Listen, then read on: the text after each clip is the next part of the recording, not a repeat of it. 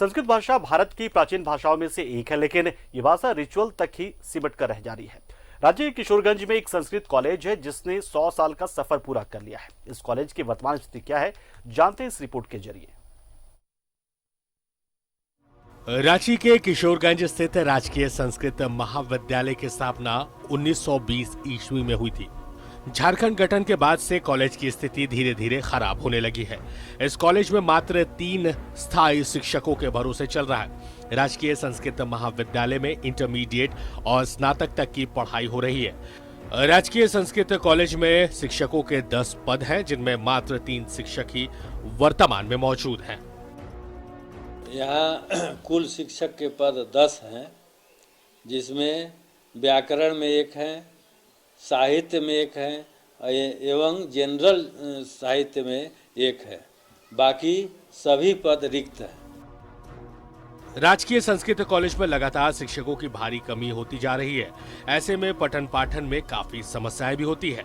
विनोबा भावे विश्वविद्यालय के अंतर्गत राजकीय संस्कृत कॉलेज आता है। विनोबा भावे विश्वविद्यालय के पूर्व कुलपति डॉक्टर रमेश शरण कहते हैं कि कॉलेज की बहुत बड़ी जमीन है, इसे बेहतर बनाने का एक प्रयास जरूर होना चाहिए।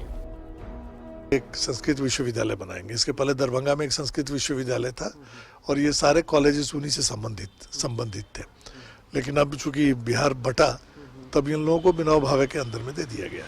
सारे जो संस्कृत कॉलेजेस हैं उसमें छात्रों की संख्या कम है और शिक्षक नहीं है, तो सारा जो चल रहा है वो रिटायर्ड टीचर या कॉन्ट्रैक्चुअल के बल पे चल रहा है। और चूंकि सरकार उसका पैसा उतना दे नहीं रही है, तो इंटरनल फंड लगता है उसमें, तो ये कॉलेजेस की स्थिति अच्छी नहीं है।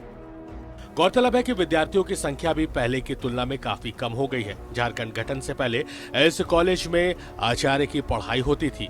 अब यह सुविधा यहाँ उपलब्ध नहीं होने की वजह से विद्यार्थियों को काफी परेशानियां होती हैं।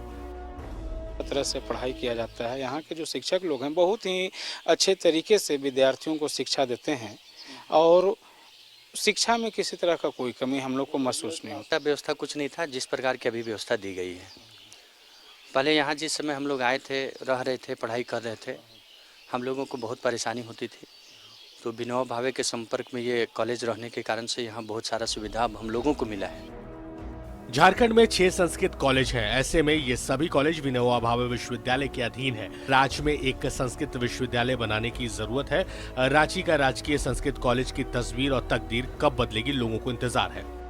न्यूजीलैंड भारत के लिए कैमरामैन अविदास के साथ अंजनी कुमार की रिपोर्ट। और रोमांची से खबर, जहां बच्चों का अधिकार भ्रष्टाचारी